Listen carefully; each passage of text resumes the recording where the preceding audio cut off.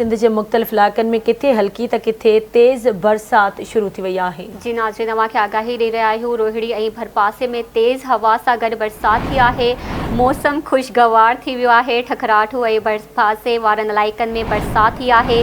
गर्मी जो ज़ोर टुटी वियो आहे। अहम ख़बर आहे, हवा सां शेयर कंदासीं। सिंध जे मुख़्तलिफ़ इलाइक़नि में किथे हल्की त किथे तेज़ बरसात शुरू थी वई आहे।